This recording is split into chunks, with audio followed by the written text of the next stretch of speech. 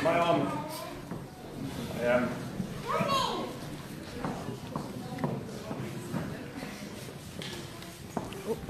What's it doing?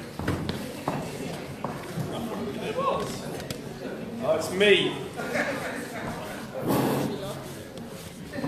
Good morning, all. How are we doing? Good? That wasn't that. Very well. Thank you, Torquil. I'm feeling really rough, but we're going to have a good time. Who's had a cold or sore throat in the last week? Hey, Liza, Hazel, yeah. Seems to be doing the rounds, doesn't it? Mine's coming, but I'm fighting. Yours coming, T. Right. So let's just be quiet for a second.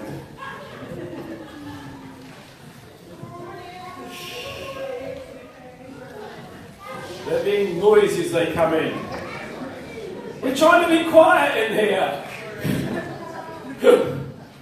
Let's just remember where we've come to for an hour and a half to meet with each other, to meet with God, and to reflect on our life a little bit, perhaps. So let's just be quiet, and then I'll lead us in prayer.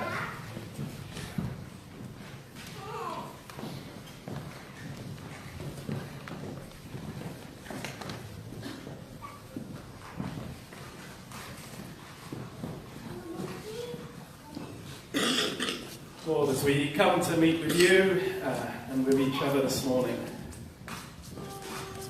Lord, strengthen our faith, strengthen our hearts, strengthen our emotions. Help us, Lord, through this time together to be shaped into a person that's a bit more like you. A person that will perhaps reflect the songs that we sing. So help us, Lord, to be real with you as we meet together with you this morning. Amen. Being real isn't always easy, is it? No. Thank you, Mary. It's not always easy to be real. Morning, Helen. You know, we often don't want to look at ourselves too much. It's much easier to say we're okay. But the service today, I hope, in the worship, and as Patrick comes and speaks to us and shows videos, and we've got some presentations, can I really encourage you to reflect? Be self-aware. And as you can see from the stuff at the back, honesty is Patrick's theme. And it's hard to be honest with ourselves, hard to be honest with each other. And I'm going to ask you to do something strange in our worship. As we come to worship, firstly, read the words. That's not the strange bit. But these songs you know, many of you, and you can probably sing them without remembering what the words are or what they're saying. Who does that? Come on, I'm not the only person. Yeah? Come on, let's hands up properly on. Who sings the songs without remembering what the words are? Thank you. Yeah. I mean, you might know what they are, but you're not quite kind of saying it. So I'm going to ask you to think about the words firstly. And then, if you think, can I really sing that? I'm going to encourage you not to sing. So we might have a time of silence. But I hope not. Because I'm going to encourage those that, as you think about the words, to sing with gusto, if you agree with the words. Now, you may have to agree with them in the mind and not the heart today. Because sometimes we have to kind of just say, that's what I think, but that's not what I feel. But as we worship, and Olivia didn't say, no, I was going to say this bit. You know, do take a moment of quiet and reflect if you're struggling with what the words are. You know, if you're not, and you want to go agree with them, go for it with all the gusto you've got. Even if you're out of tune, don't worry about that bit. Let's really sing and mean the words if you agree with them, and be honest. I struggle with some of these words. I'm not going to stand up here and let you watch me. I'm going to sit down there. Because I struggle with some of them. But we need to be honest in our worship. So, let's stand. And I think we know all these songs. Go for it.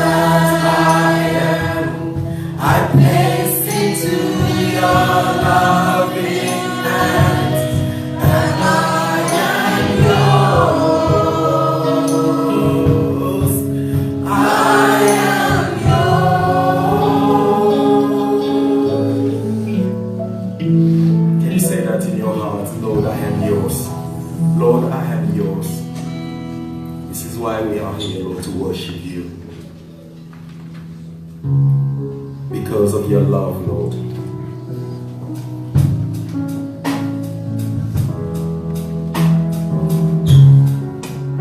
Because of your love, Lord. where you pay the price, Lord. Come after us, Lord. Come and save us, Lord. We thank you, Jesus, for the salvation.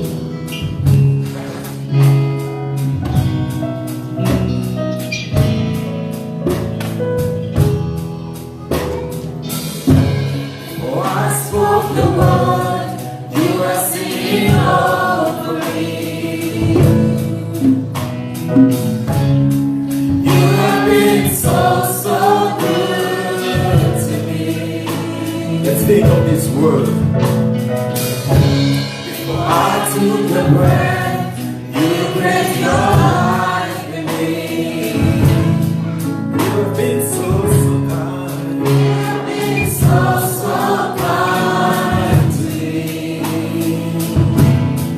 Oh, the overwhelming, never-ending, reckless love of God. Oh, He chases me and fights to run from me in the 99. I couldn't earn it, I don't deserve it. Still, you give yourself away. Oh, the overwhelming, never-ending, reckless love of God.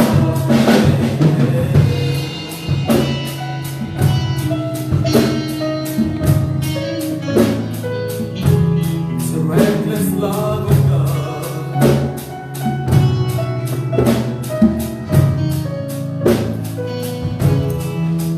Let's sing this one. When I was your born, still your love was for me. You've been so, so good to me. You have been so, so good to me. When I felt no worth, you paid it all for me. I felt no worth, you paid it all for me. You've been so, so kind. You've been so, so kind to me. Oh, the overwhelming, never-ending, reckless love of God. Oh, He chases me down, fights till I'm found. He is the 99. I couldn't earn it, I don't deserve it.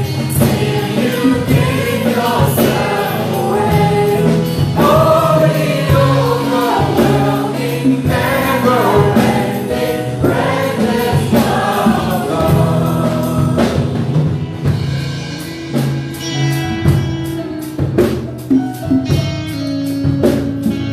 Reckless love of God. He would do anything to come and save you. He gave Himself on the cross to save us. No shadow. No shadow you won't light up, mountain you won't climb up, coming after me. No wall you won't kick down, lie you won't tear down, coming after me. Let's sing together. There's no shadow. No shadow you won't light up, mountain you won't climb up, coming after me. There's no one you want. Wall you won't kick down, lie you won't tear down, coming after me.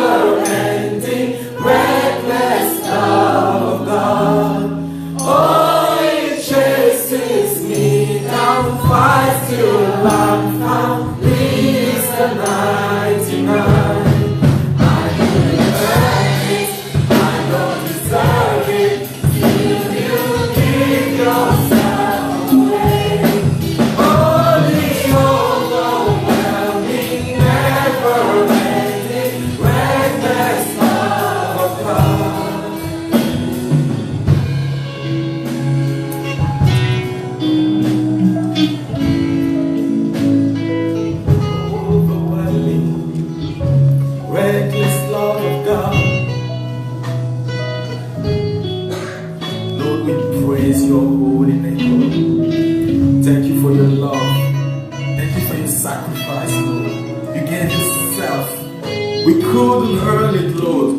We don't deserve it. But still you give yourself away, Lord, to save us. To save our souls, Lord. Thank you, Lord. Thank you for your love. Thank you for your reckless love, Lord. Thank you, Jesus. Can I just say that this week God spoke to me about lies? There's words about, can we put it up actually? What's the words about lies? No lie that you won't tear down. Because I just found myself believing that hearing these voices in my head about mother, or why aren't things changing in the church or in people's lives, in my life, and you start believing, and I suddenly realised these are the lies of the devil. We know that he's the father of all lies. And this week I heard God say to me, don't listen to these lies. Honestly, when God speaks to you about challenging you about things in your life, you know that's He's going to do that. But sometimes you hear things in your head that are from the devil, and they're just there to pull you down, to press you. And so when I saw those words, I thought, let me just share that with you, because I really heard God say to me today, don't listen to those lies.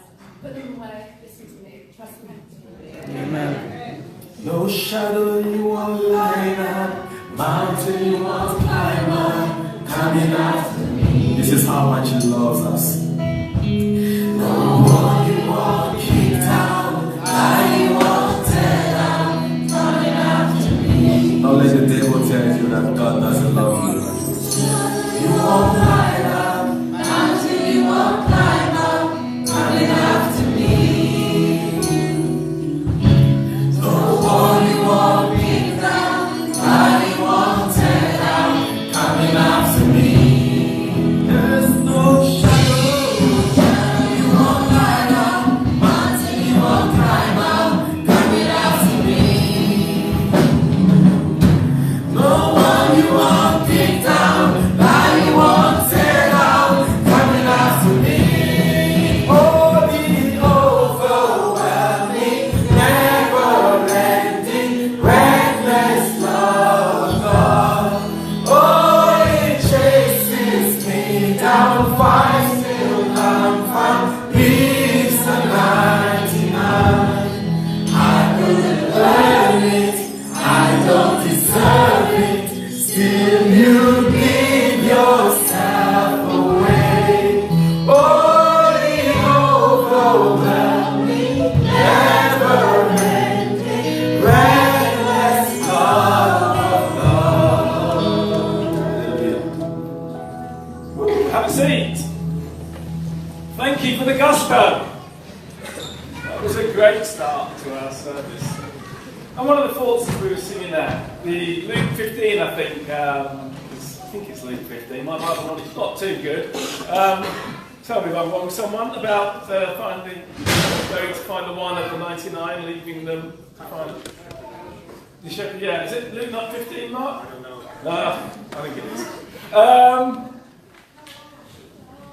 You're probably the number one. If you're not feeling all right, God's after you. Jesus is after you. You know. If you're feeling great and cool, that's good. But if you're struggling, God wants to connect with you. You're the number one. We always think it's someone else, don't we? But actually, you're the number one. So, listen, because God wants to connect. God wants to talk to you today. Okay, welcome. Haven't we had anyone new here? Any visitors? Yeah, welcome. Hey. Welcome. Great to have you with us. Do get a pack and find out more about us. You're really welcome. Who's got some notices? Talk well, as I know. Anyone else? No? That's good. No, you can't bless. Morning, church. I hope you all picked up a notice sheet. Behind it, you've got this sheet, which is the week of prayer for Christian unity. Now, I don't know, I see the same faces for the last 3 years, but it's a wonderful way for us to actually start off the year. There's 8 churches involved in this. The times vary, Okay, next Saturday, we will be hosting it. And it'd be great to see as many of you as possible come along, because it's a time when we can get to know the other churches. 8 churches in one wall coming together. That's fantastic. And we're actually really building some strong relationships. We're going to be doing a Lent course together again. And that's what it's about. Let's don't allow denomination to get in the way, because we're all one in Christ. So please, make an effort, because we are about to enter into our series of sermons on the Lord's Prayer. Prayer is paramount. It's us, our hearts meeting with God's heart. And this is an opportunity for you to really kickstart your new year. So please look at the sheet. You don't have to go to all of them, but if you can make 1 or 2, it'll be a blessing to you. Good morning. Well, I feel I don't need to say anything now. Torkel has basically kind of covered what I was going to say. I came up last year and asked you about prayer. And I'm going to be a stuck record now. It is a new year. Frampton, we need to be a more prayerful church. I'm not standing up here telling you I'm a perfect prayer, that I know what it's like to be prayerful and everything, but I do know how being more prayerful has grown me. And I'm asking you to make this year a year where we come together and we pray. Because prayer is powerful. Prayer is where we see growth. Prayer is where we see results. So please, I'm begging you here, find 1 or 2, come together and pray. There are several prayer groups that take place in this church. Connect with one. Connect with someone. Connect with a leader. They will put you together with a group. If you can't find a group that meets your timing, start your own group, because I'm sure somebody will want to meet at the same time that you want to meet. So please, let's make 2019 a year when things in Frampton get moving, because we've stepped up and we've become a praying church. It's what we need to do. Thank you. Summer holidays. It's the new year. It's time to start thinking ahead. So about 50-something of us have already booked to go to New Wine together on July the 27th, roughly. Last week in July. If you're interested, it's a great time to get to know the people you sit next to on a Sunday morning. And you find you get to know the warts and all, their good bits, their bad bits.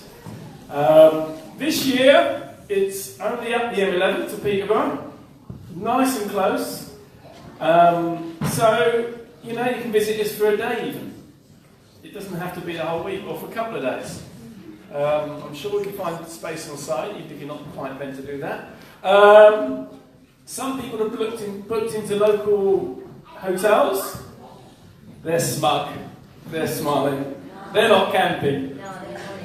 Yeah, they won't enjoy it as much, will they? No. But if you're interested, let me know. I can email you, send you more information. It really is a great time to get to know the people you worship with. So I'll be starting to talk about it a bit more now. But there's already a big group of us going.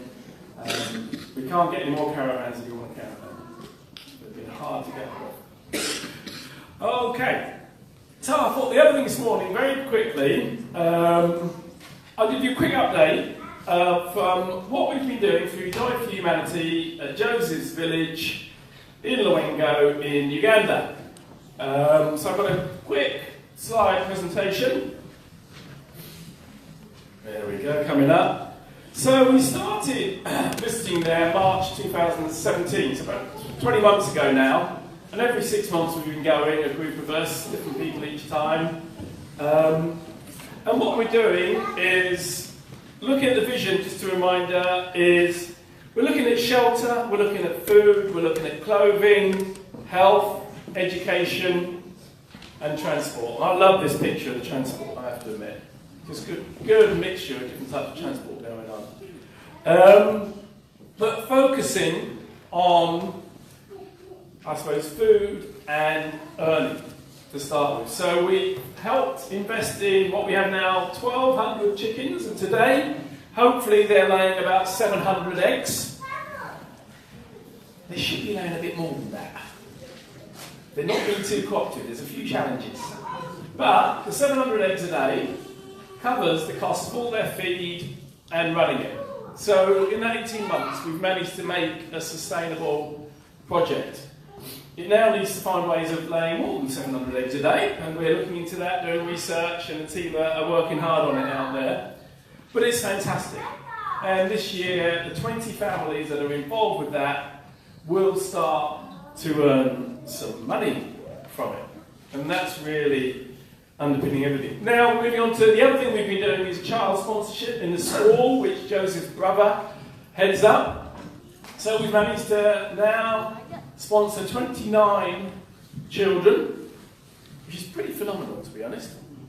29 children sponsored, and that makes so much difference. To the extent that when we go in March, we're hoping we will see a new nursery. They already have a new school bus. Because they know the school has regular income, they can support more children. And so, of course, we're supporting the children they're helping, and their hearts are massive. They're taking in more children without earning money from it. But it's having a massive impact. And that's a picture of Sue at members last time with a little glass. You see, kids, how do you fancy sitting at a table like that for 8 hours a day? 5 of you to a bench with, you can't see windows without any windows, you know, and they sit there for hour upon hour. They start school at 7 in the morning and finish at 7 in the evening, something like that. They have a bit of a gap in the middle, but the boarders do an awful lot of hours, and it is one of the top 50 schools in the country, and it is the top rural school in the country. It's an amazing school, and we're sponsoring 29 children now to go there. And that's through the church and friends, which is amazing. And as I said, you move on, there will be a nursery. They've already started to make the bricks on site. So they're the bricks they're making, and by March they should be building the nursery. And then shelter was another theme. So this was a family we met 15 months ago, September 2017 we met, Sylvia in the middle there. And now that's where she was living with her 5 children, that one room that I'm leaning on the door of. One room is part of the house, and now she is living there. Now you may have seen this before, but she's now got a goat, 3 of her children are sponsored, her life has been transformed. And when we went in September, we had a nurse and a doctor with us, and we met these twins on a medical day we had, and you've heard about them before. Their life was saved probably through that medical day. They were, how much did they have? 1 kilo? Ridiculously low weight, and 5 months old. They're now doing really well, and that's Joseph's sister in the middle there, who's a nurse and looking after them. And we've come back with a passion to build a health centre. And if you look at the next slide, they're the plans for it. So it's an idea, but it's starting to take shape.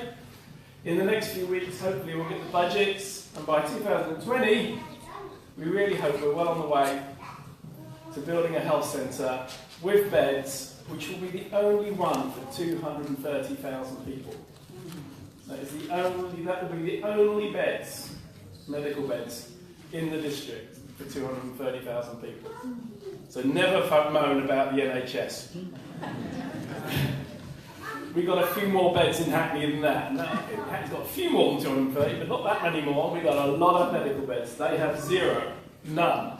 So we really want to help build that health centre. And we go twice a year. We're going on March the 14th. The next visit, we go stay in that house you just saw there. We stand on the equator. There's 5 of us going on March the 14th. If you're interested in coming, in September, that's when we hope, March, we hope to be sort of seeing the starts of the nursery. And in September, hopefully, the starts of the health centre. But there's a bit of money to raise before that. But we probably raised £20,000 or something. I haven't done the maths in the last in 2018. And it's a big thanks to the youth for giving some of their own good money to sponsoring the children, other individuals sponsoring children from the church and from the community. It's not just from the church. And yeah, that is it. I just thought it'd be good to give a update. Thank you very much to everyone. Quite a few people do sponsor children.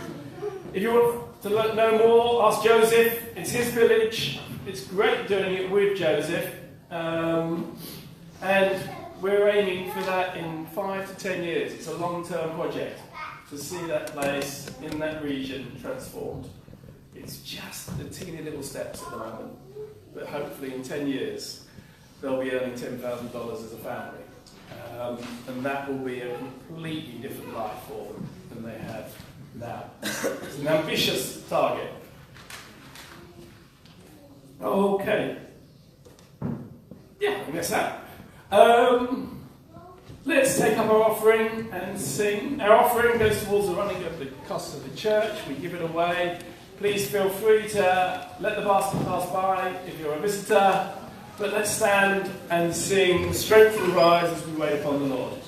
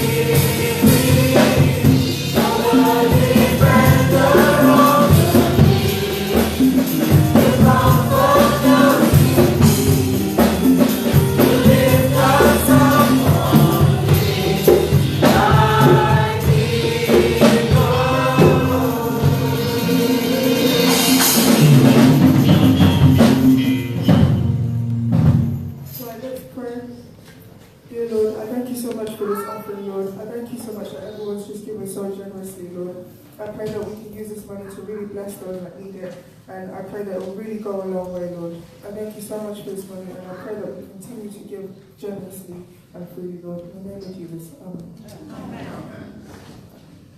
Okay, do you have a seat? And young people, but not if you're in secondary school. Year 11. Sorry, yes. Year 11 and up are staying in. 7, 8, 9, 10 are going out. Go to your rooms and have a great time.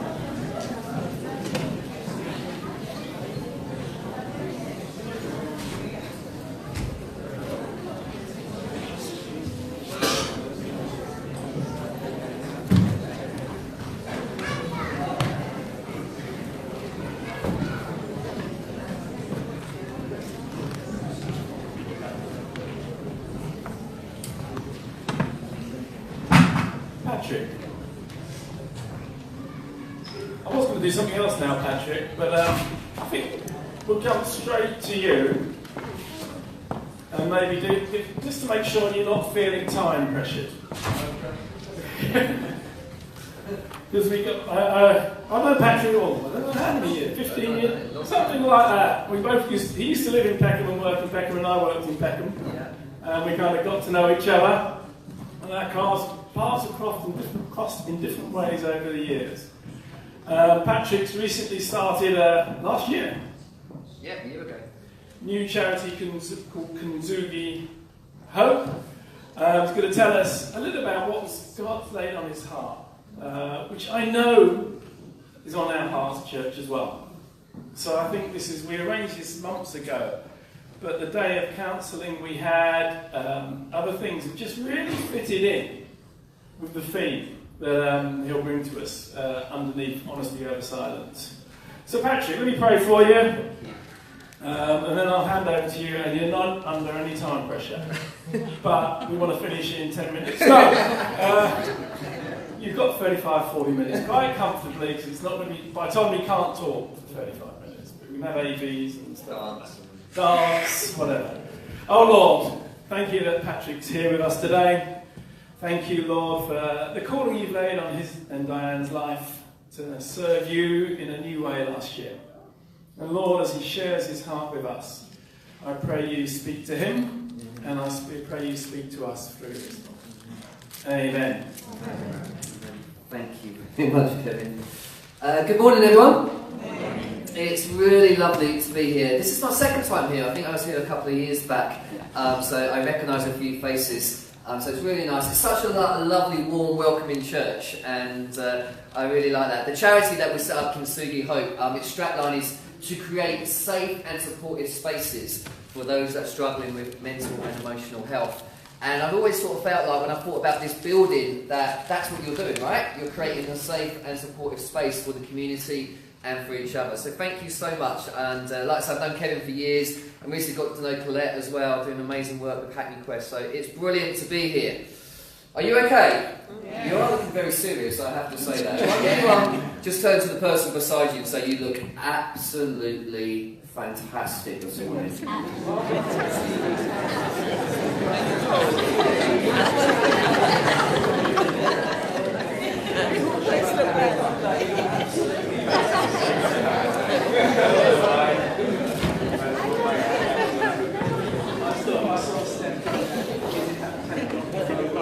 Great.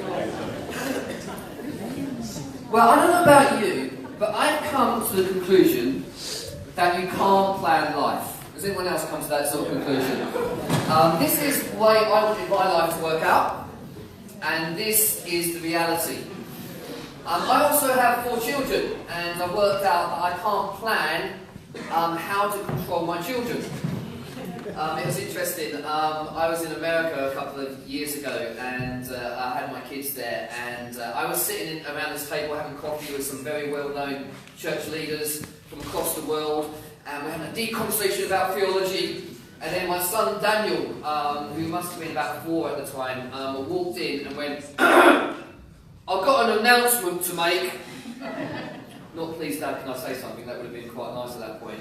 And then everyone was really quiet, and they're looking at him. And he goes like this, he goes, "God is in my heart." And then all the other leaders look at me and go, "Wow." And I must admit, there was a moment where I'm like, well, it's all those Bible stories I read every night. and then he went, along with Spider-Man and Batman. And then the leader of One Man Bangladesh went, who's the strongest? I'm like, I don't know. And I could see he's really thinking about this. He went, I'm not sure. I think Spider-Man. And I was like, you know, when you put the kids to bed and you try and read the Bible stories every night.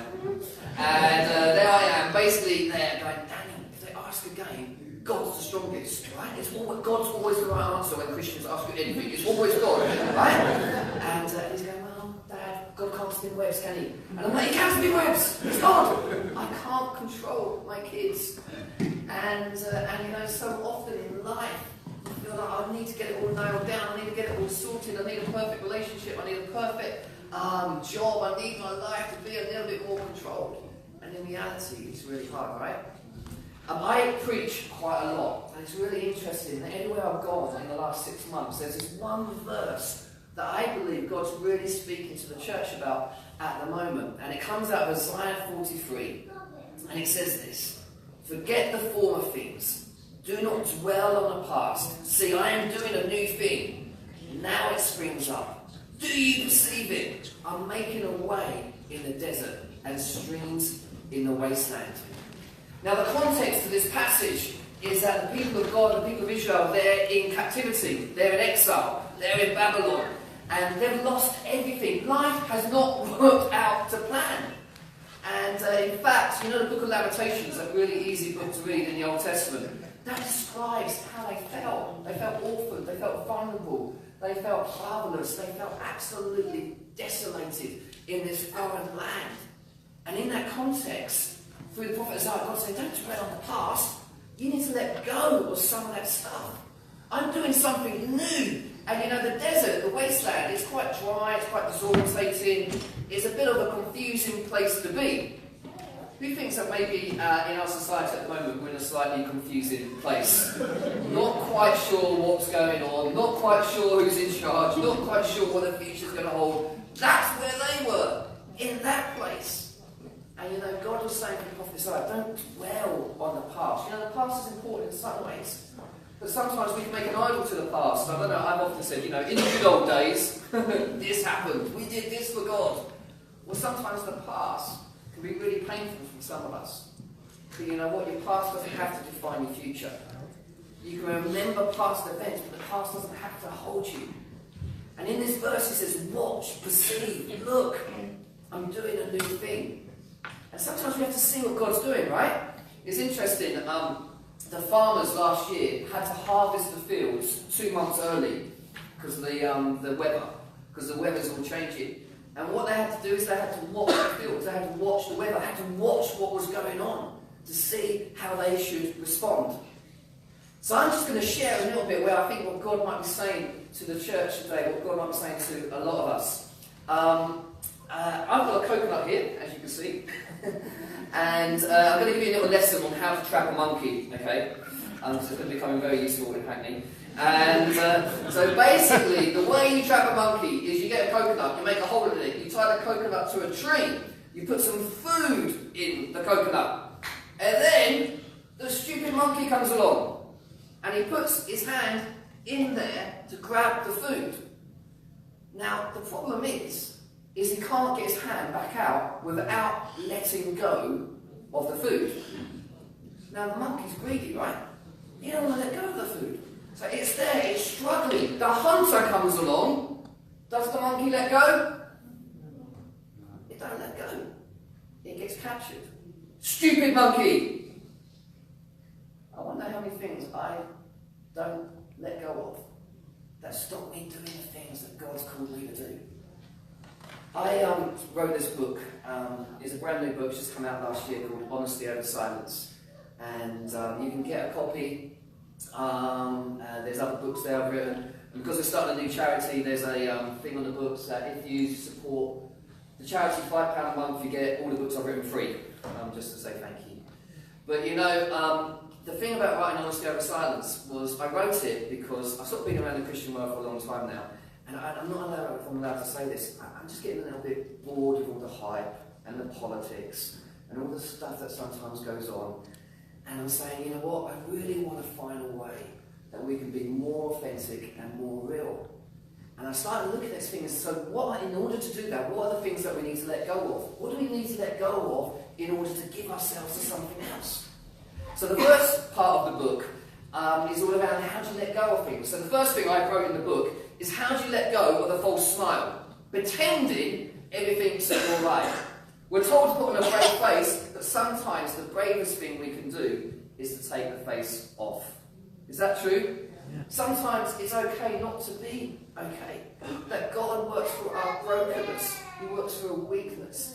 I went through a period of my life a couple of years ago where I just felt completely and utterly alone, completely broken. Life was difficult. I suffered from all sorts of physical health problems. I had major operations, cancer within my family. You know, I call it the Tetris moment. Remember the game Tetris? Everything goes wrong at once. And you think, I can't do this anymore. And suddenly it all starts forming around you. And I got so low, I was like, you get to that point, you think, God, you know, I'm not even sure I want to be here anymore. That's a lonely place to be, right? And then you start thinking, that is a really, really desperate place to be. And then I came across this image. It's called kintsugi. So if you break a bowl, what I tend to do when I was a kid particularly, I melt it with super glue. And then I take it to my mum and I pretend I hadn't broken it. And she could always tell that I'd broken it. What they do in Japan is they put a gold powder in the glue. So instead of hiding the cracks, they make a feature of the cracks.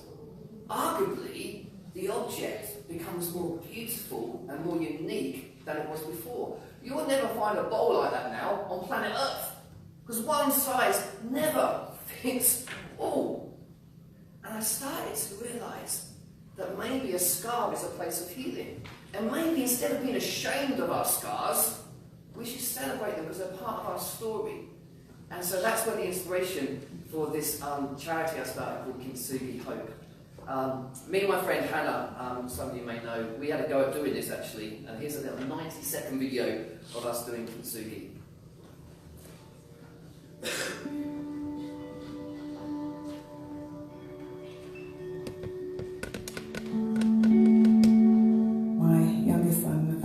Was at a friend's house. There was a confrontation with a boy that turned up and decided that he'd take a knife and stab my friend with it. I feel like at that time I was in a bubble and feeling alone and not even knowing how to articulate that to anyone. I had to have major limb reconstruction surgery. Around the same time, my daughter got a condition called HSP and my dad got cancer. It was like a perfect storm of things going wrong. And I realised that the anxiety was really taking root in my life. And then you realise that actually you can't just carry on. And you need to show some self-compassion. Bereavement is different for everyone. What's really important is that people are able to talk to someone that they can connect with. And through that is a real good healing process. And actually maybe receiving help is letting go of your pride and saying, I am really broken. And as we share in our brokenness, we share in our common humanity. The brokenness is my heart, and it's in pieces. But through time, it's starting to come together again.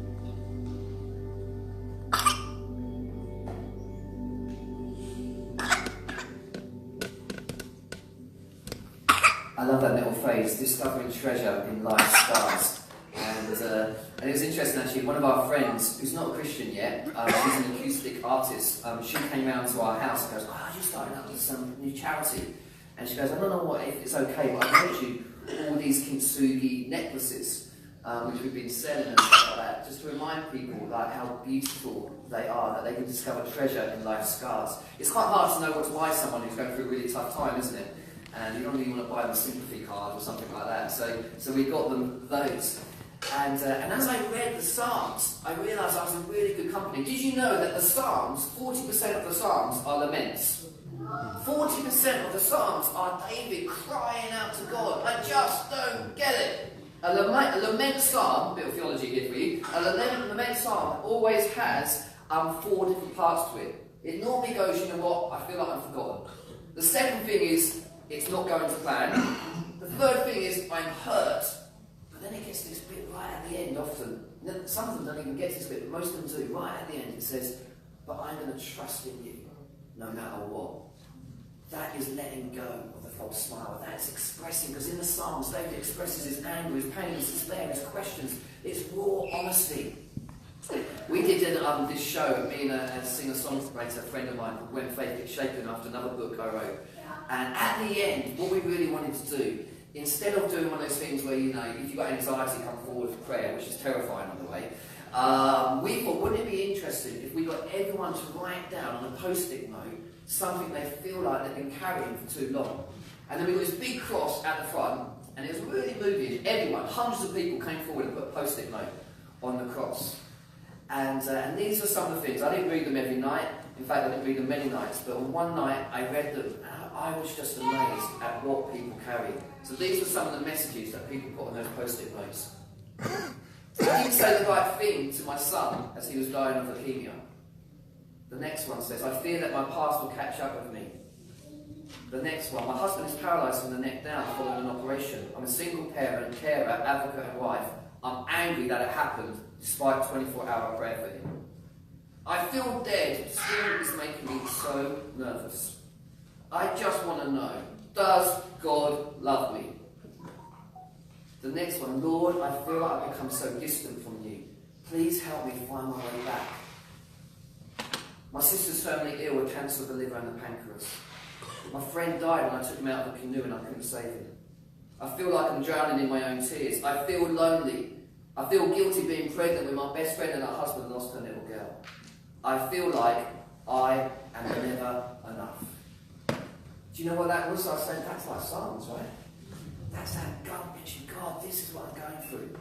Ernest Hemingway said this, the world breaks everyone, and after many are stronger at the broken places. What do we need to let go of in order to take hold of something else? Well, I tell you what, we need to let go of the false smile. We need to start being real. And as we start being real, God starts doing something else. Another thing for me is letting go of anxiety. You know, if you know that 1 in 4 of us suffer from some sort of mental health challenge, anxiety is terrifying. Now, when I was writing this book, my perfectionism takes over. I research a lot. So I read all the theologians, I read all the psychologists, I think about storytelling, I think about how I can tell this. And when I got to the chapter on anxiety, I was like, you know what? It's not really quite doing it for me. It's all very technical and stuff. So I read loads of blogs and I came up with this list of what I think anxiety is for a lot of people. See if you can relate to any of these. Anxiety is your brain not being able to turn off. It's the unanswered text message that kills us inside. Especially WhatsApp, as you can tell they've read it, right? It believes every negative scenario that you come up with. It's the inaccurate conclusions drawn as your mind takes off and you have no choice to follow its lead. It's apologising for things that don't require you to say sorry. How many times you said to your friend, I'm really sorry? And they go, what are you saying sorry for? It's not your fault.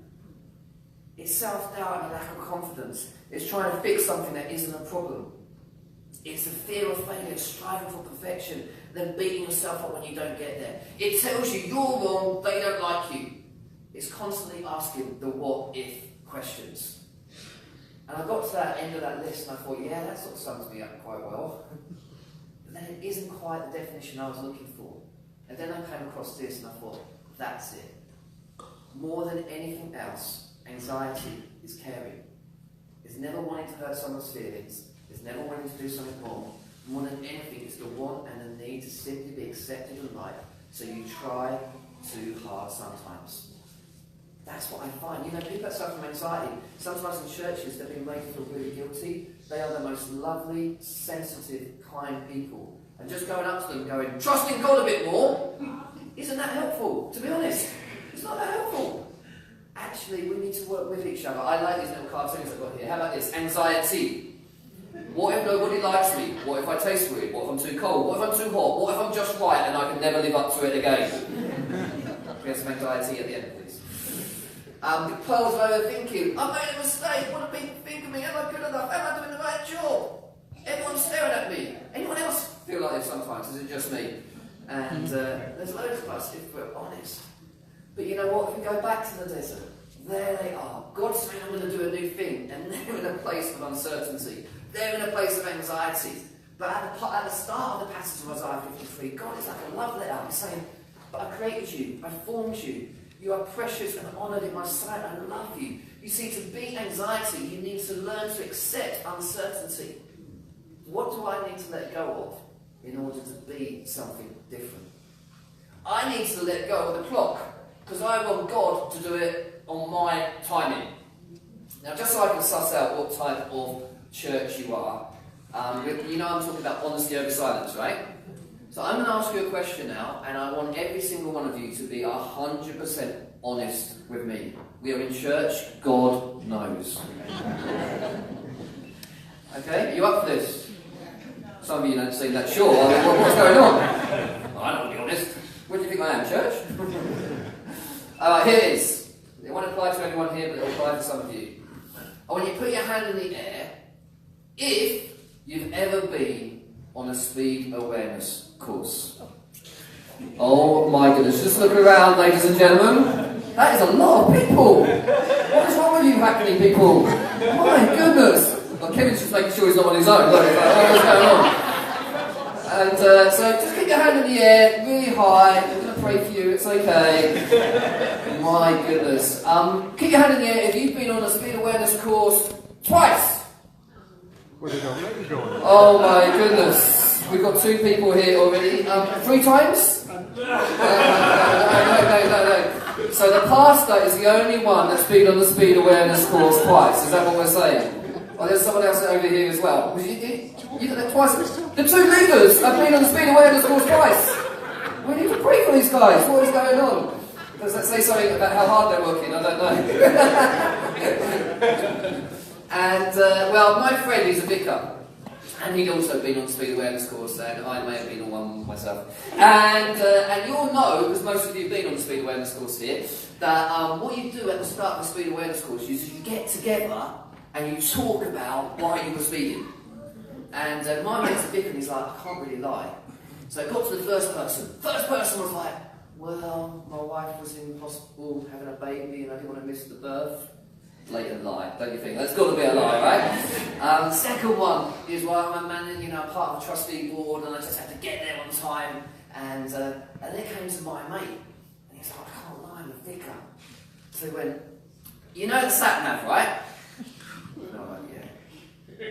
You know it predicts the time that you're going to get somewhere? Yeah. I want to beat that sucker every single time. There we go. Fantastic. We'll pray later. But you know what? Joseph waited 13 years. Abraham waited 25 years. Moses waited 40 years. Jesus waited 30 years. If God's making you wait, you're in good company. Sometimes you let go of the clock. But the big thing for me, actually, was I had to let go of shame. Because shame and guilt are 2 very different things. Shame and guilt. Guilt says I've done something wrong. Shame says I am wrong. You know, sometimes we feel so ashamed, don't we? I was speaking at Spring Harvest. You heard of a thing called Spring Harvest? It's a big festival thing. There were about 3,500 people there on the last night. And I was like the last night speaker, so there's a bit of pressure on, you know. And I stood in front of 3,500 people and I said, you know what, I have never heard anyone on a stage this size at Spring Harvest talk about mental health in the current. I've heard people say 20 years ago when I struggled with mental health. I've never heard anyone talk about it in the current. And to say it now, I'm struggling with anxiety now. So I went, you know what? There's always a first time. You can hear a pin drop. Oh my goodness, what's wrong with this guy? Because we've got to be honest, right? We've got to let go of shame. And Brené Brown very famously says this: shame has 2 voices. Who do you think you are, and you're not enough? Who can relate to those 2 voices? Who do you think you are, and you're not enough? You see the difference that people, when they've got a physical problem and a mental problem, is so different. Here, look at the difference here. That if you have a mental health problem, if you're a physical problem, the sufferer gets cared for. The sufferer is told they're going to be supported through it. The sufferer is told, if you need anything, the sufferer is told, you are strong and courageous. The sufferer is told it can happen to anyone. Isn't it the opposite sometimes when someone's struggling with their mental health? But just the way that none of us have total wonderful physical health, it's very hard to have wonderful emotional and mental health, exactly in the same way. You see, some disabilities look like this, and some others look like this. So the question is, What do I need to let go of in order to be? Maybe I need to let go of the shame. Maybe I need to let go of those two voices that say, who do you think you are, and you're not enough. The last one I'm going to talk about, letting go of pain. Now this is a tough one because we deal with pain in three ways. I've worked with young people particularly, but with people in communities for years and years. And the three ways we deal with pain is we avoid it, we deny it's happening, or we get angry. I don't know how many times you've heard loads of sermons on anger. You guys are probably quite good at this, but I've been in church all my life and never heard a decent sermon on anger ever, apart from Jesus gets mad at the temple. But you know, anger actually is an emotional response to pain. It's a really natural reaction to something that is wrong. There's a real sense of injustice. So anger itself isn't a bad thing. In fact, it's a very helpful thing because it tells you that something's wrong. But it says in Ecclesiastes, anger resides in the lap of fools. In other words, don't let anger move in and become a resident. That's the way I tend to look at it. Ephesians 4 verse 26 says, in your anger do not sin. And you know what an antidote to anger is? It's forgiveness. Forgiveness, though, doesn't mean what that person did doesn't matter. Forgiveness doesn't mean you've got to be best friends again. Thank goodness. But you know what? The hardest thing is to forgive someone who hasn't said sorry. Is that true? Because you want it to change. You want them to know the hurt and the pain that they've caused you. But you know, we can't always change the past, but it doesn't have to define us. You see, in the desert, God produces real people. He shapes them, He moulds them, He speaks hope over them. My mum's quite an inspiration to me in this area. My mum grew up in an incredibly violent home. Her dad used to beat her, and used to beat my nan quite badly. And she used to go wake up, and she used to come downstairs, and my nan would have been taking a beating. And they were really, really poor. He used to nick stuff. He was in and out of prison the whole time. He was angry. He went 0 to 60 in seconds. You know, that type. Never dealt with anything. And some days my mum said they'll be at the dinner table, because they were poor, all they ate was pasta and chips. And he'd get the plate and he'd just chuck it up against the wall, and it would smash, and the sort of chips or the pasta would sort of fall to the floor, you know. And her and her brother, my uncle, used to go and pick it up and eat it because they were so poor. And it was just the most horrendous situation. She was abused in every single way possible. And eventually he left, and they got a restraining order on him. But that just basically put the family into poverty even more. And her whole identity had been wrapped up in this guy, because she said one day he got my nan by the neck and shoved her against the wall. And he basically, my nan said to him, "Go on then, do it, do it." And my mum was watching that, right? And she's like, "What if he does it? What about me, Mum? What about me, Dad?" And so she had this whole sense of something is not right. And so we didn't hear from this guy for 27 years. And my dad was praying one day, and that somehow that God would bring some reconciliation, something into this situation. And within a day, this guy rings up, and he says, "I've had a stroke, I'm not doing so well, I'd like to meet up." I remember the day as if it was yesterday. We went up to Cambridge where he was living. I went, my nan went, my sister went. We'd never seen this guy before. My uncles went. And to say that it was one of those days that was tense is a bit of an understatement. It isn't one of those Christian stories that he'd now come to know God and everything was great and we all loved each other and we saw each other every weekend from that on. It wasn't one of those stories, I'm afraid. But at the end, my dad said, you know, we are Christians. Would you mind if we prayed? So we did that weird thing that Christians do. We stood in a circle and we held hands.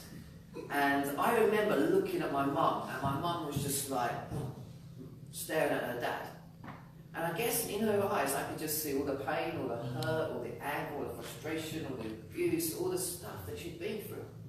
And then, as my dad said amen, she walked across the circle, she grabbed her dad and said, "Dad, I forgive you. I forgive you."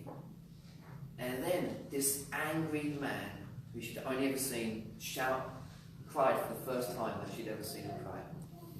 And I had a medal around my neck. I used to be really good at football before I had all my health problems, and I'd been to Germany and I'd won Player of the Week or something.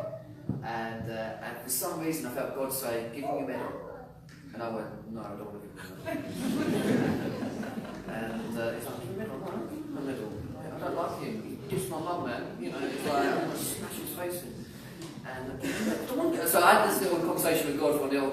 And in the end, I just took it off. I had it around my neck. It's a little bit sad, but I did. And I just slapped it in his hand and went, "Granddad, I think God wants you to have this." And I walked off. And of course, he just was completely undone, because actually what happened is he fought in World War II. He'd experienced trauma and stuff that had never been processed, like many of the soldiers had. He'd never dealt with that stuff going on. And the only thing that he associated with being anything of worth was medals. You know, sometimes we've got to help God, we've got to help ourselves let go. You see, it's difficult, isn't it? Because, you know what, we can't control what everything happens to us. But we do have a choice in how we respond. The choice is down to us. Some of us need to let go of perfectionism, let go of catastrophic thinking. Who always thinks the worst? I always do that. It's like, oh my goodness, I take one thing, you know, me and my wife have a little argument. I went, "That's it, it's the end of the marriage." She's like, "Seriously, I'll make you another cup of coffee, it's fine." But you know what? It's sometimes we can just take it to the end. We've got to let go of that rigid thinking. Oh my goodness.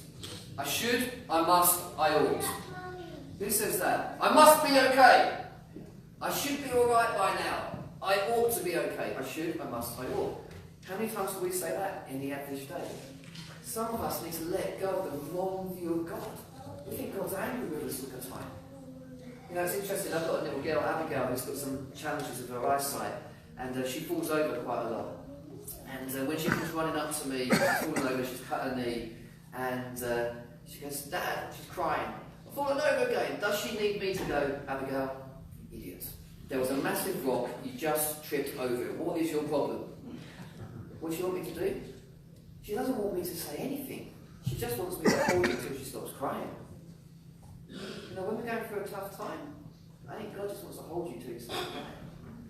That's the sort of God I believe in. We've got to let go of the inner critic. Who's your biggest critic in your life? I'll tell you who mine is. Me. Beat myself up. I can do stuff. I do a lot of talking, right? And then at the end, people come up and talk to me. I love talking to them. I'm a people person. And then occasionally, some Christian will come up to me and go, "I just want to tell you something in love." As soon as a Christian says that, you need to run. Right? Get out of there, right? So they're not kind. They're not nice people sometimes.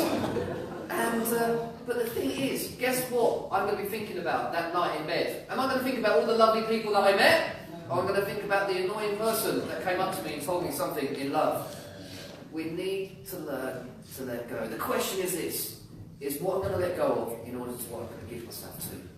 I'm going to show you a little video, make a couple more comments, and then I'm done. Check this out.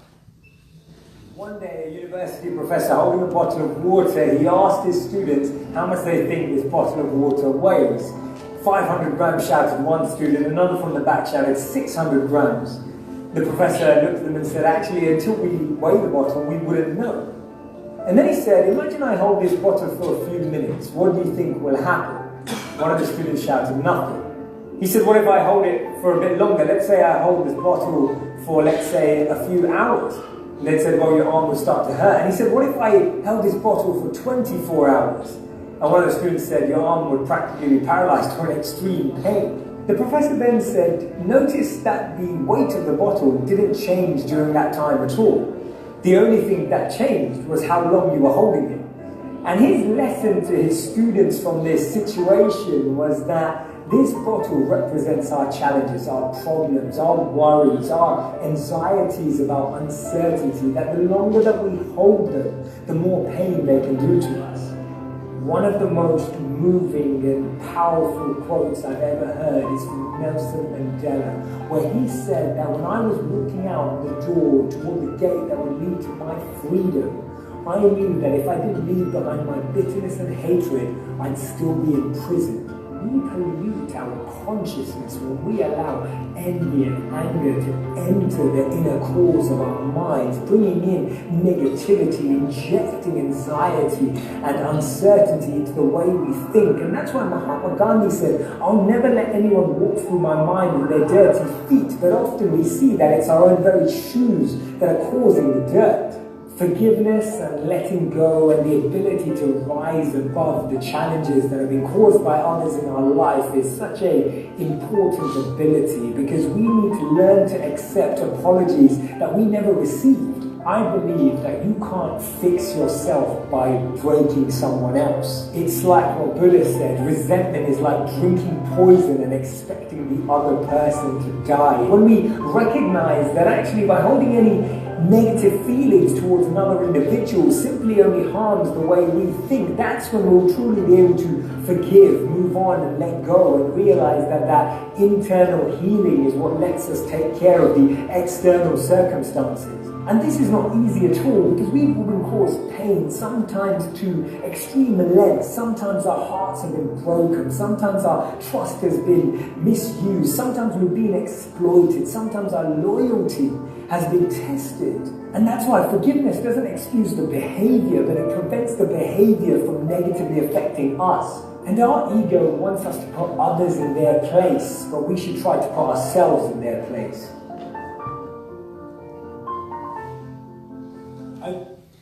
So the question is what do we need to let go of in order to be something different? I guess most of my focus of my life has been, God, what do you want me to do? Where do you want me to go? I mean, I'm really blessed. I'm so blessed. I've been to 42 different countries. I've been to some of the poorest places on earth. I've got to speak in some of the most unusual places on earth. I've met some of the most amazing people. But you know what I realise now? Is that God is more interested in what I'm becoming than what I'm going to do. He's more interested in who I am as a person. So what I did is when I started looking at all these things that I needed to let go of, the second 6 chapters, which I'm not going to speak on, this is sort of part 2 of this talk, was about being. I realised I had to let go in order to be in community, to be loved, to be still, to be authentic, to be hopeful. You see, I was sitting down with one of my publishers the other day, and he was saying, what do you think the key thing, the next thing for you is? I said, if I write a new book, I'm going to call it, I want to be a decent human being. Because I've met lots of famous people, and they're just rude. They're just annoying. Kindness is quite attractive, right? It's quite attractive about someone who's kind, who treats you with respect and dignity. I met some of the most famous Christians in the world, and some of them are amazing, but some of them are rude. And God is doing something different. Philip Yancey says that if he could rename the Bible, he'd rename it this: God gets his family back. God gets his family back. Because right throughout the Bible it's, I will be their God, and they will be my people. If we could be anything, we've got to be authentic. I was reading my little girl Abby a story last, I read quite a lot. It's called Brass Can't Dance. I don't know if you've heard of it. And Abby, she has 40% vision. She has a condition called nystagmus. She can't see very well, and she's sort of on the autistic spectrum. She doesn't fit, like many kids with autism, into a box, which makes getting help for her very complicated. And so we was reading, my wife actually was reading this story, and the story tells a story about Gerard the giraffe. And basically all the other animals in the jungle are taking the mickey out of Gerard because he can't dance. He's useless. He just can't do it. And so he's feeling really depressed. And he's going back, and on the way back to where he was going, he comes across a cricket, as you do. And the cricket says to him, what's so wrong? He goes, well, I just can't dance. And the cricket, as crickets do, they get out of violin. And he starts to play, and he goes, the problem is you just got to learn to dance to a different tune. And he starts to play, and Gerard starts to dance. And he starts to get really free. And in fact, his passion is contagious. And everyone's looking at Gerard being the best dancer in the jungle. Diane closes the book. Abigail looks up to her and she goes, Mummy, that book's about me. What do you mean, darling? I can do all things, I just have to do them really differently. That's what being authentic is all about being yourself. And so anyway, to finish, Kinsugio, we came up with a little bit of an idea. I decided one of the things I needed to do is let go of a charity that I'd run for 22 years and built it up to sort of 75 staff, £2 million budget. It was quite big, works all over London. And I felt like God said it's time to let go. And I was like, yeah, I don't want to do that. And I really felt that God was calling us to do something else, that it's been laying on my heart. And so me and my wife, we prayed, because giving up the CEO salary is quite a lot. And starting again is quite risky when you've got 4 kids and a mortgage. And we came across this idea of Kintsugi Hope, that we'd start a charity that was working with people, Christians, non-Christians, people of different faiths, to help them in their journey around emotional and mental health. And so what we thought, the AA course, Alcoholics Anonymous, we thought, wouldn't it be really interesting if we wrote a course that was 12 weeks long, that could do exactly the same thing, but around emotional mental health. And we really wanted to do we wanted to do 4 things. We wanted to create a way that people could have a safe and supportive space. We wanted to create a way that people could self-manage, self-management tools, peer support, signpost to specialist help if they need it. And these are all the topics we thought we were going to look at. So me and my wife, we've been writing this course in learning styles, because I'm a bit bored of the sort of buy something off the shelf and just deliver it. So we've written it in 7 different learning styles. See it, hear it, watch it, create it. So it's quite creative. And we thought, well, how can we do this? So we therefore, I know this is really simple, so it's not that challenging in that sense. Why don't we say to every small group we know, every Christian small group, why don't you run this for 12 weeks? And why don't you invite people you know who are really broken? And tell them about Kintsugi, because it's a really cool thing to tell people about. Oh my goodness, all the mums at the school gate were like, I'll come, my husband's just left. I'll come, I'm in debt. There's one woman in our kitchen went, I'm an alcoholic. I'm not allowed to come. There you go. So our small group trebled in size overnight. All with people from our community. All from people who probably wouldn't come to church on a Sunday morning. And suddenly I'm sitting there watching people build a relationship. There's a lady in my church. She's one of those ladies who's been to every service for the last 80 years, you know. She's just lovely. She's sitting next to someone from my community who I know has gone through a really, really, really tough time. Has been hospitalised twice in the last year. And they're getting on like a house on fire. I'm thinking, I'm loving this. I sat next to a guy who I've known all my life, and Diane got us to talk about a high point and a low point in your life. I learned more in 5 minutes talking to this guy than I've learned in the first 40 years of being in church with this guy. I never realised some of the stuff that people go through. And so we really are praying that Kintsugi Hope would start a movement and not a charity. That what we're going to do is we're going to train churches up. They're going to come to us for 2 days. We're going to train them up to deliver this course in the community. Wouldn't that be exciting? The famous theologian Winnie the Pooh said this. Don't walk behind me, I may not lead. Don't walk in front of me, I may not follow. Just walk beside me and be my friend. I like that. Yeah. You know what? I said to God, if the next big move of your spirit comes in some big warehouse in America somewhere where God TV come along and they film it and they stick it out every night, I'm out, I'm gone. But you know, I'd love to think that maybe the next move of God would come in small groups. Because what we're saying to these small groups is, once you've done it, why don't you go and run it in your business? Why don't you go run it in a hospital, coffee shops? I'm going to run one in the Royal Legion. How fun is that? We've got one starting in a homeless hospital. We've got prisons across the country saying we would love to run this. We've got schools saying we would love to run this. Wouldn't it be amazing that if the next big move of God isn't led by some famous Christian, but is led by the broken and the marginalised and those that feel fragile and those that feel have courage and vulnerability, that just want to be with people. I love this quote. It says this: being with is not fundamentally about finding solutions. It's about companionship amidst the struggle and distress. Sometimes the obsession with finding solutions can get in the way of forming profound relationships. And sometimes those relationships are more significant than the solutions.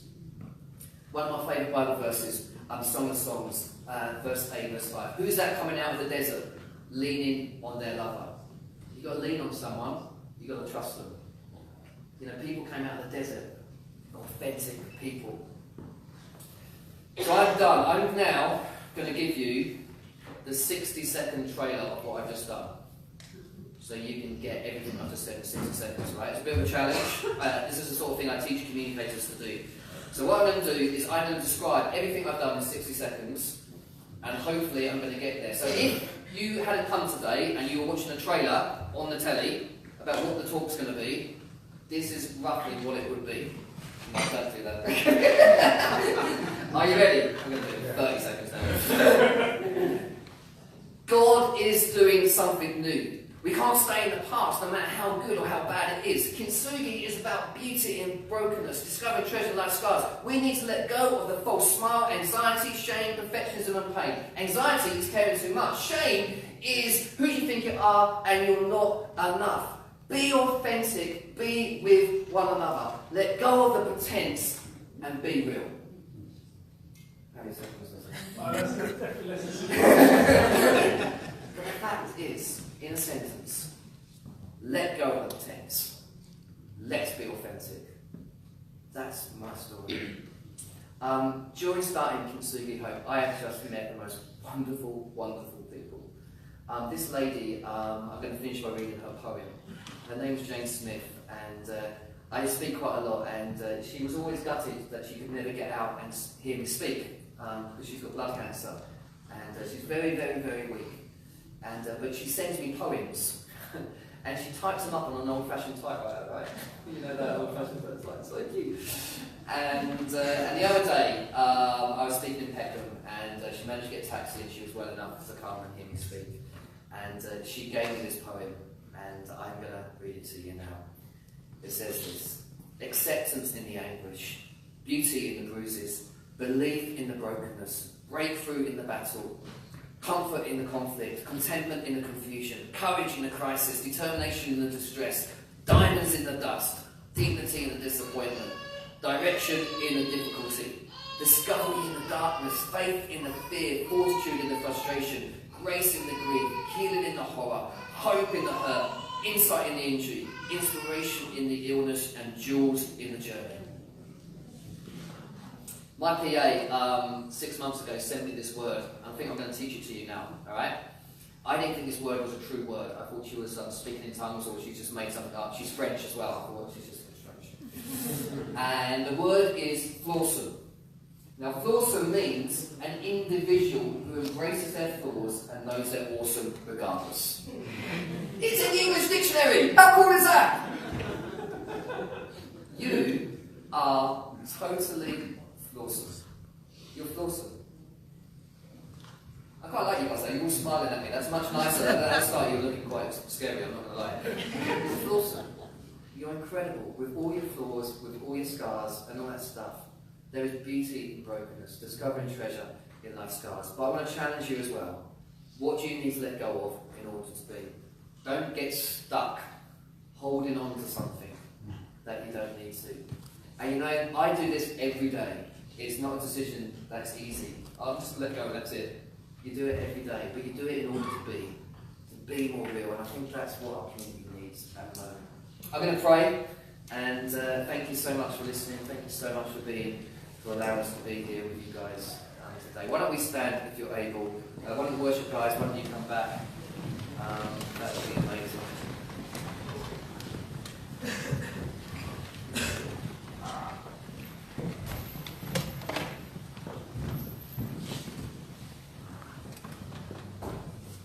And me and Mike, my colleague, we'll be around at the back if you want to chat to us and tell us something in love. We'll be there. If you tell Mike the thing in love, that would be great. If you want to talk about anything, let's pray. Father God, I want to thank you for every individual here, Lord. When I look across all these different faces, I don't know many people here. I probably know about 5. You know everyone inside out. You know their hopes, their dreams, their disappointments, the history, the past, you know the things that they're keeping hold of. The pain, the anxiety, the trying to work it all out, being a critic, it's got to be perfect. And Father, I just pray, just maybe for a couple of minutes, as we worship you, that we would lay those things at your feet. That we would lay those things at your feet, and we would let go. Forget the former things, because you are doing something new. We don't want to dwell on the past. God, we want to be free. And we know that's a daily decision that we need to make. But God, I pray you help us to let go and let God. To come out of the desert leaning on our love, leaning on you. Because we trust you. Because we know you know us. Come, Holy Spirit, we pray.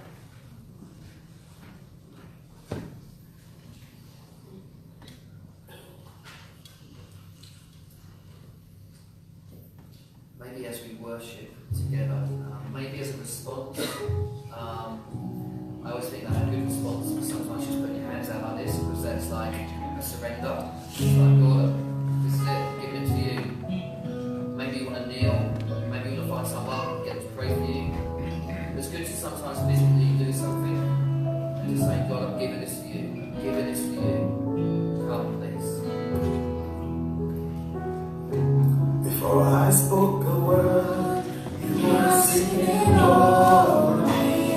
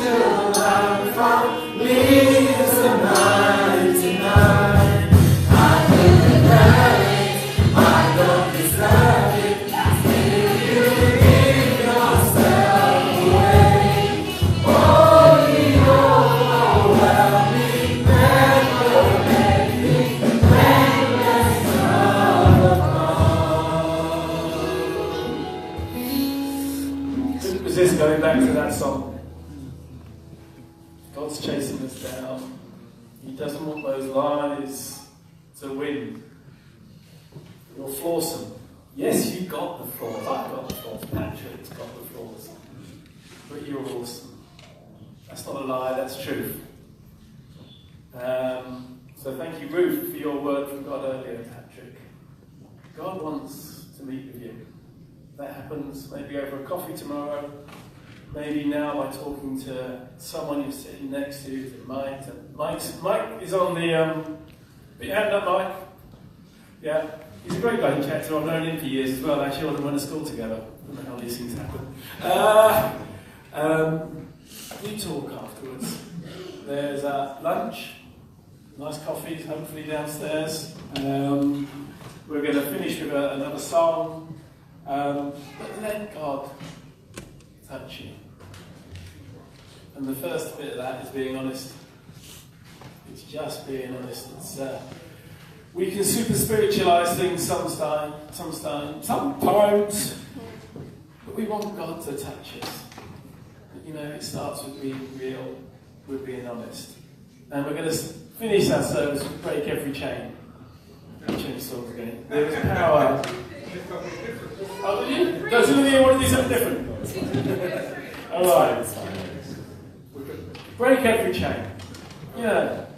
When your hand's in that coconut and you've got hold of it, so like having a chain there, let the hand open, drop the food, drop whatever was there, let go.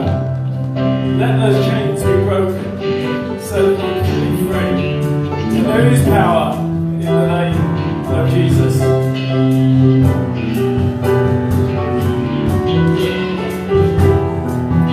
There is power in the name of Jesus.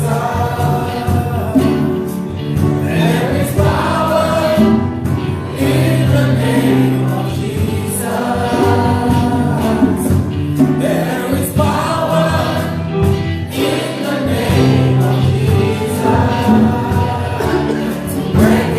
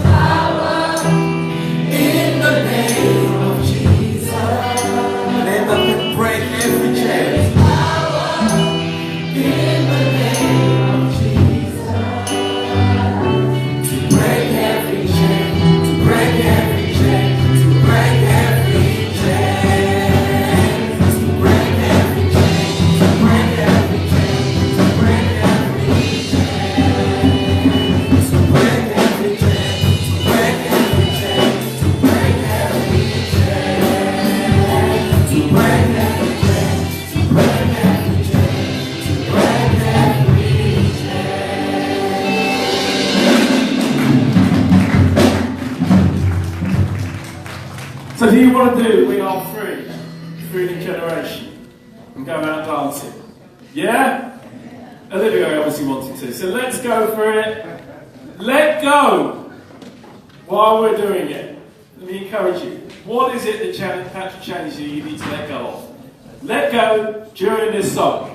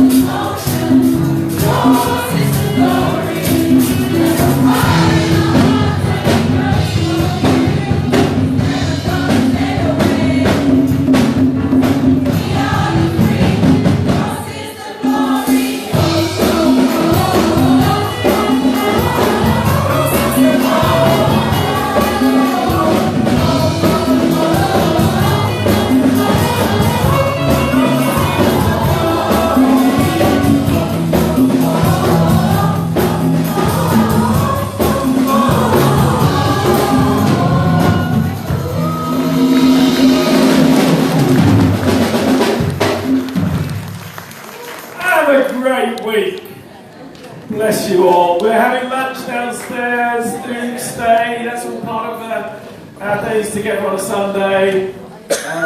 Yeah, enjoy.